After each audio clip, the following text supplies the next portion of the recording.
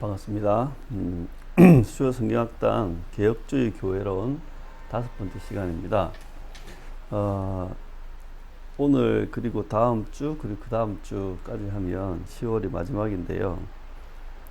요 남은 3주 동안은 은혜의 방편에 대해서 함께 배워보도록 합시다. 은혜의 방편에는 오늘은 말씀, 또 다음 주는 세례, 그리고 그 다음에 성찬으로 이어지면 됩니다. 그러니까 이 은혜의 방편이라고 하면 이런 겁니다.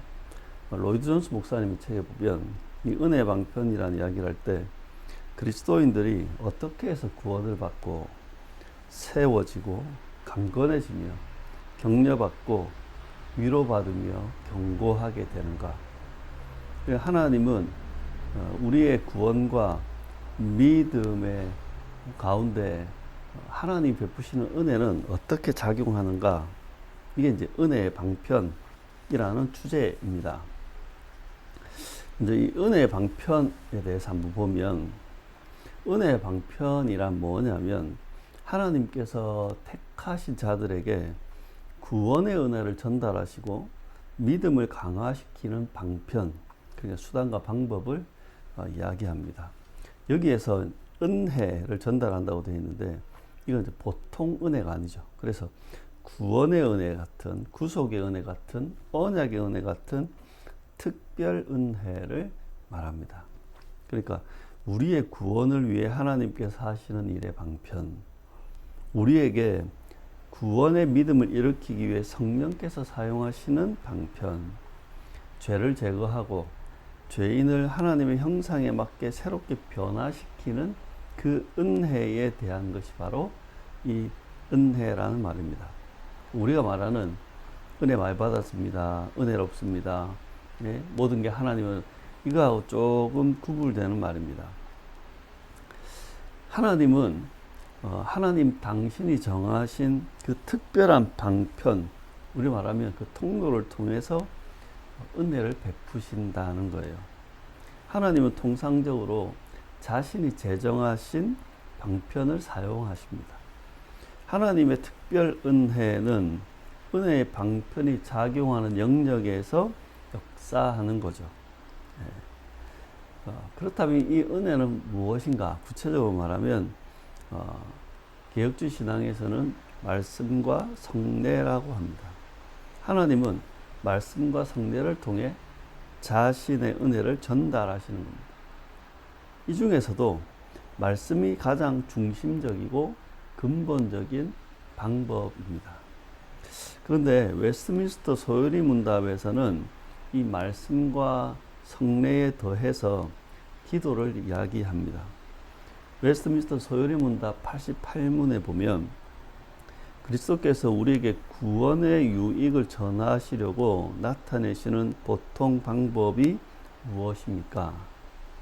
이 답이, 그리스도께서 우리에게 구원의 유익을 전하시려고 나타내시는 보통 방법은, 그러니까 통상적인 방법은 그의 규례인데 특별히 하나님의 말씀과 성례와 기도입니다. 그러니까 하나님께서 정하신 것인데 이것은 말씀과 성례와 기도가 있다는 것. 이것이 모두 그 택하신 자에게 효력이 되어 구원을 얻게 합니다, 라고 되어 있습니다. 그래서 하나님께서 베푸시는 그 은혜의 방편은 말씀과 성례, 그리고 웨스트민스터 소요리 문답 88문에 보면 기도를 이야기합니다. 이 말씀과 성례의 이 영적인 효력, 그러니까 이 구속과 구원은 오직 성령의 역사를 통해서만 이루어집니다. 그러니까 은혜의 방편, 그 구원을 베푸시는 그 은혜의 방편은 말씀과 성례가 있는데 이 말씀과 성례는 그 자체만으로 효력을 발생하지 못하는 겁니다. 그러니까 이 말씀과 성례 자체에 주술적 효력이 있는 게 아니라는 겁니다. 성령께서 말씀과 성례를 통하여 구원의 믿음을 일으키고 믿음을 굳세게 하는 겁니다. 하이델베르그 요리문답 65문에 보면 그리스도와 그 모든 은덕에 참여할 수 있는 믿음은 성령에게서 오는데 성령은 거룩한 복음의 강설로 우리의 마음에 믿음을 일으키며 성례의 시행으로 믿음을 굳세게 하신다라고 하고, 하이델베르그 요리문답 67문에 보면 우리 구원의 유일한 근거가 되는 그리스도가 우리를 위해 십자가 위에 이루신 단번의 제사가 있다는 것을 성령께서 복음으로 가르쳐 믿게 하시고 성례로 확증하신다라고 하는 거예요. 그러니까 이 말씀이 전달되고 성례가 시행된다고 하나님의 은혜가 무조건적으로 나타나는 게 아니고 성령 가운데 성령께서 그 가운데 역사하셔야 된다는 겁니다. 이 말씀의 전파, 이 성례의 시행은 그래서 교회가 특별 은혜를 전달하는 공적인 방편이 되는 겁니다. 교회는 말씀과 성례를 통해서 이 하나님의 은혜를 전달합니다. 말씀과 성례는 교회가 하나님의 구속의 은혜를 전달하는 정례적이고 또한 합당하고 영구적인 방편인 겁니다. 자, 그럼 오늘은 이 은혜의 방편 중에 말씀에 대해서 한번 더 자세히 봅시다. 다음 주는 은혜의 방편 중에 성례, 그 중에서 세례, 그리고 마지막에는 은혜의 방편 중에 성례 중에 성찬, 이렇게 마칠까 합니다. 로마 가톨릭은 이 말씀을 은혜의 방편으로 인정하는 일이 거의 없습니다. 교회가 중심이 되고 그들에게는 기도와 성례가 강조되죠. 하지만 개신교는 그 무엇보다 하나님의 말씀 그 자체를 존중하고 또 말씀이 성례보다 더 우선하며 우월적인 지위에 있다는 것들을 강조합니다. 그러니까 개신교, 개혁주의 신앙의 핵심은 뭐냐 하면 말씀이잖아요. 오직 성경. 은혜의 방편으로 간주되는 이 영감받은 하나님의 말씀은 바로 성경을 말합니다. 네. 구체적으로 성경에 기록되고 교회에 선포되는 하나님의 말씀을 말하는데요. 이 성경은 타고난 하나님의 은혜의 말씀이고 가장 중요한 은혜의 방편인 것입니다. 이 성경은 성도와 이 성도의 교화와 양육을 위해서 성령께서 사용하시는 방편인 겁니다. 하나님은 하나님 자신이 역사하시는 통로로 말씀을 사용하시는 겁니다. 말씀은 성령의 도구로 사용되어서 사람의 마음을 변화시키고 회개와 믿음을 일으키며 또한 성도의 삶을 견고하게 합니다. 구속 사역에 있어 이 말씀은 성령과 함께 역사하는 겁니다. 말씀만으로는 믿음과 회심을 산출하기가 어렵다. 그러니까 전달되는 말씀 선포만으로는 이 일이 일어나지 않는다는 거예요. 회개도 믿음도. 그러니까 성령 가운데, 그러니까 성령께서 말씀과 함께 역사하실 때 믿음과 회개가 일어나는 거죠. 그러니까 성령은 통상적으로 말씀과 함께 역사하시고 말씀을 도구로 사용하셔서 이 죄인들의 마음속에 믿음과 회심이라고 하는 이 효력을 발생시키시는 겁니다. 네, 그러니까 말씀 자체, 목사가 전하는 말씀 자체가 성도들을 바꿔내는 게 아니라 그 말씀 가운데 일하시는 성령께서 회개도 시키고 믿음도 더하시는 것이다는 거예요. 그럼 이 말씀은 크게 앞에도 언급했지만 말씀은 어떤 유익을 주는가? 이 말씀은 구원의 그 믿음이 생기도록 합니다. 그래서 말씀 없이는 믿음이 있을 수는 없습니다. 교회 열심히 다닌다고 종교활동 열심히 한다고 믿음이 생기는 게 아닙니다. 그러니까 말씀의 선포를 통해서만 인간에게는 그 마음의 믿음이 생기는 겁니다. 그래서 말씀은 성령께서 믿음을 일으키게 하시는 방편인 거죠. 로마서 10장 17절에도 말씀하지 않습니까? 그러므로 믿음은 들음에서 나며 들음은 그리스도의 말씀으로 말미암았느니라. 그러니까 믿음은 말씀이 들어야 나는 겁니다.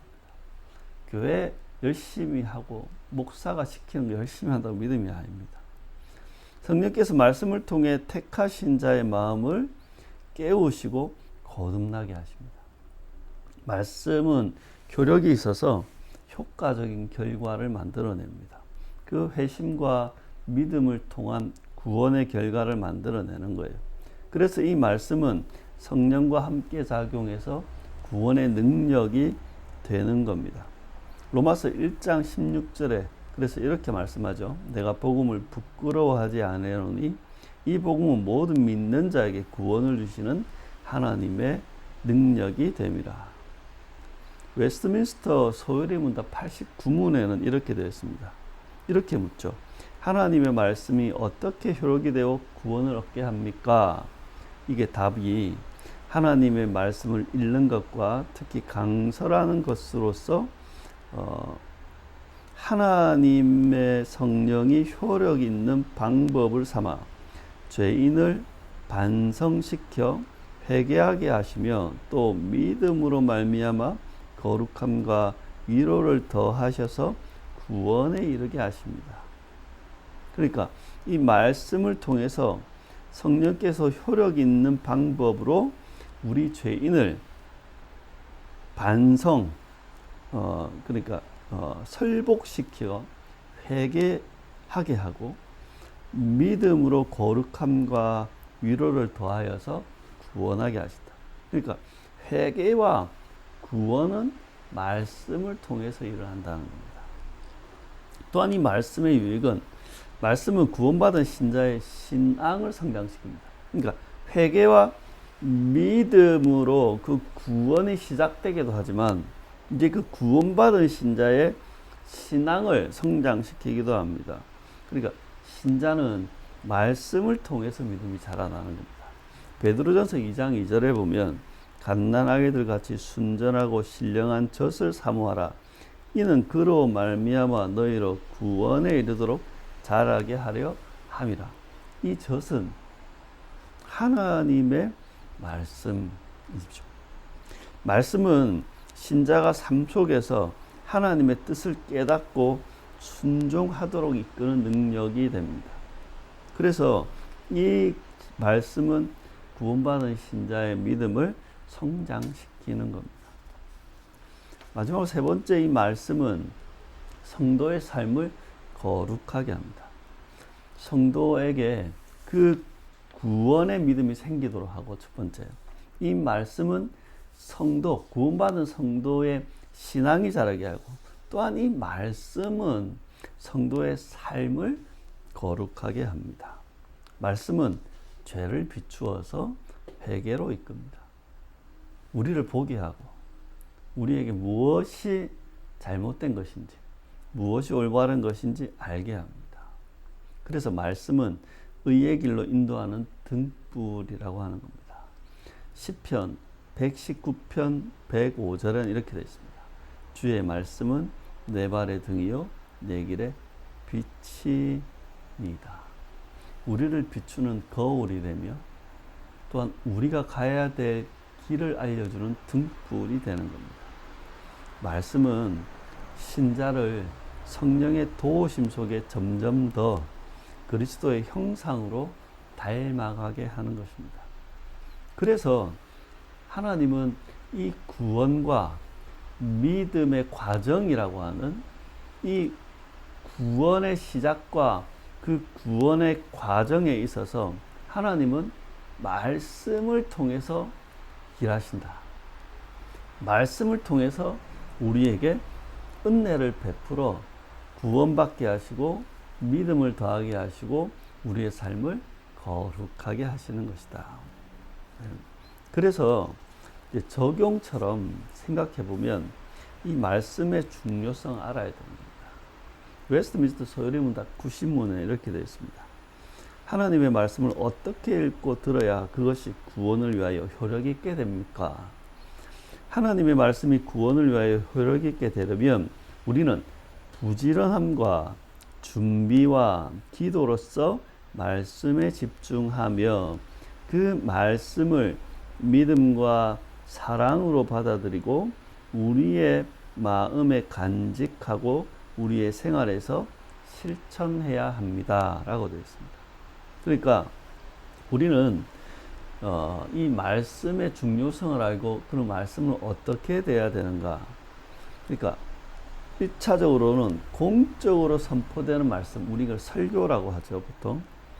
이 공적이 선포되는 말씀을 특별한 은혜의 방편으로 중요하게 여길 수 있어야 됩니다. 설교는 단순한 인간의 어떤 말이 아닙니다. 설교는 하나님이 교회를 통해 하시는, 교회를 향해 하시는 말씀으로 여겨야 됩니다. 성령께서는 설교를 통해 역사하시고 듣는 자의 마음에 은혜로 적용하시는 겁니다. 그래서 설교자는 우선적으로 말씀의 중요성을 먼저 인식하고 충실하게 준비해서 선포하는 겁니다. 내 하고 싶은 말을 하는 게 아니라 이 성경 속에 하나님이 하시고자 하는 그 말씀을 전해야 된다. 그래서 칼빈은 이렇게 말했습니다. 하나님은 말씀을 통해 우리를 부르시고 말씀 안에서 우리와 교통하신다. 그래서 설교의 자리는 하나님이 입을 여시는 자리이다.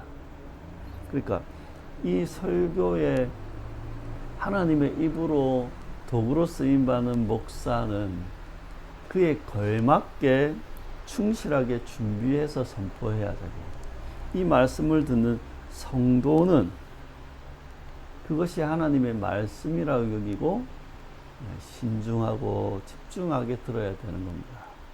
성도는 그렇게 말씀을 귀중하게 여겨야 되고 선포되는 말씀을 집중하여 듣고 순종해야 하는 겁니다. 우리는 그래서 부지런함과 준비와 기도로서 말씀에 집중해야 한다. 이게 웨스트민스터 소요리 문답 90문의 내용이었죠. 우리는 그 말씀을 믿음과 사랑으로 받아들이고 1차적으로 우리의 마음에 간직해야 되고요. 그리고 이 말씀이 생활 속에서 기억되어서 실천돼야 됩니다. 그러니까 전하는 목사는 이것이 중요하다는 것을 하나님의 말씀이라는 걸 알고 충실하게 준비해서 선포하고, 이 말씀을 받는 성도는 이것을 하나님의 말씀으로 여겨서 잘 준비해서 말씀에 집중하고, 그리고 그 말씀을 간직하고, 그래서 그 말씀을 기억해서 생활 속에 실천하며 살아가야 된다. 이 과정을 통해서 하나님은 우리에게 구원을 시작하시고 믿음을 더하시고 우리의 삶을 거룩하게 하신다는 겁니다. 끝으로 그래서 성도는 선포되는 말씀을 중요하게 여겨야 됩니다. 그러면 우리가 생각할 때 그러면 예배 시간에 하는 설교만 그러냐? 그렇지 않은 거죠. 그 설교의 말씀이 메인이라고 하면 그것과 함께 또한 우리가 개인적으로 성경을 읽고 묵상을 하고 또 성경의 어떤 가르침을 받고 교육을 받는 것, 이것 또한 중요하게 여기고 잘 받아야 됩니다. 그러니까 교회에서 공적으로 선포되는 말씀도 중요하게 여겨야 되지만 우리 개개인이 각자가 성경을 읽고 묵상하고 공부하고 하는 것들, 이것들도 아주 중요하게 여길 때 그 말씀을 통해서 하나님은 우리에게 은혜를 더하신다는 겁니다. 그래서 개혁신학에서는 이렇게 말합니다. 말씀 밖에는 은혜가 없다. 이 말은 뭐냐면 하나님의 은혜는 말씀 속에 있으니 그 말씀을 귀하게 여기고 말씀에 집중해야 된다. 그 말씀이 우리의 구원을 또한 우리의 믿음을 우리의 성화를 이루어내는 하나님의 방편이다. 그러니 여러분 이 말씀 귀하게 여기시고 그 말씀에 집중해서 살아가시는 여러분 되시길 진심으로 축원합니다.